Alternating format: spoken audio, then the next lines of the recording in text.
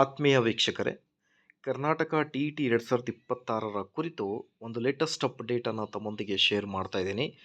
ವೀಕ್ಷಕರೇ, ಮೊದಲಿಗೆ ಶಿಕ್ಷಕರ ನೇಮಕಾತಿ ಮತ್ತು ಕರ್ನಾಟಕ ಟಿ.ಇ.ಟಿ. ಸಿ.ಟೆಟ್ ಕುರಿತು ನಮ್ಮ ಯೂಟ್ಯೂಬ್ ಚಾನಲ್ನಲ್ಲಿ ನಿಮಗೆ ಎಲ್ಲ ಲೇಟೆಸ್ಟ್ ಅಪ್ಡೇಟ್ಗಳನ್ನು ಶೇರ್ ಮಾಡಲಾಗುವುದು. ಸೊ ಹಾಗಾಗಿ ದಯವಿಟ್ಟು ವಿಡಿಯೋನ ಲೈಕ್ ಮಾಡಿ, ಅದರ ಜೊತೆಗೆ ನಮ್ಮ ಯೂಟ್ಯೂಬ್ ಚಾನಲನ್ನು ಕೂಡ ಸಬ್ಸ್ಕ್ರೈಬ್ ಮಾಡಿಕೊಳ್ಳಿ ವೀಕ್ಷಕರೇ.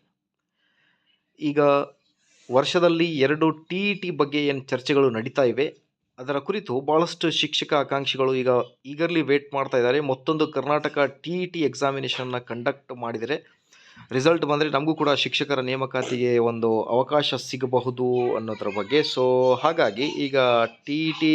ಯಾವಾಗ ಅನ್ನೋದ್ರ ಬಗ್ಗೆ ಶಿಕ್ಷಕ ಆಕಾಂಕ್ಷಿಗಳು ಸಿ.ಎಸ್.ಸಿ ಕಚೇರಿಗೆ ಕಾಲ್ ಮಾಡಿದಾಗ ಅವರು ನೀಡಿರುವ ಮಾಹಿತಿಯ ಪ್ರಕಾರ ಕರ್ನಾಟಕ ಟಿ.ಇ.ಟಿ. ಈಗ ಏಪ್ರಿಲ್ನಲ್ಲಿ ವರ್ಷದ ಮೊದಲನೆಯ ಟಿ.ಇ.ಟಿ. ಕುರಿತು ನಾವು ಎಕ್ಸಾಮಿನೇಷನನ್ನು ಕಂಡಕ್ಟ್ ಮಾಡ್ತೀವಿ ಅನ್ನೋದ್ರ ಬಗ್ಗೆ ಒಂದು ಲೇಟೆಸ್ಟ್ ಅಪ್ಡೇಟನ್ನು ನೀಡಿದ್ದಾರೆ. ಸೊ ಹಾಗಾಗಿ ಟಿ.ಇ.ಟಿ. ಆಸ್ಪೀರಿಯನ್ಸ್ಗಳಿಗೆ ಹೇಳೋದಷ್ಟೇ, ನೀವು ನಿಮ್ಮ ಪ್ರಿಪರೇಷನನ್ನು ಸ್ಟಾರ್ಟ್ ಮಾಡಿ. ಈಗ ಇನ್ನೂ 2 ತಿಂಗಳಲ್ಲಿ ನಿಮಗೆ ಕರ್ನಾಟಕ ಟಿ.ಇ.ಟಿ. 2026 ಮೊದಲನೆಯ ನೋಟಿಫಿಕೇಷನ್ ಬರುವ ಎಲ್ಲ ಸಾಧ್ಯತೆಗಳಿದೆ.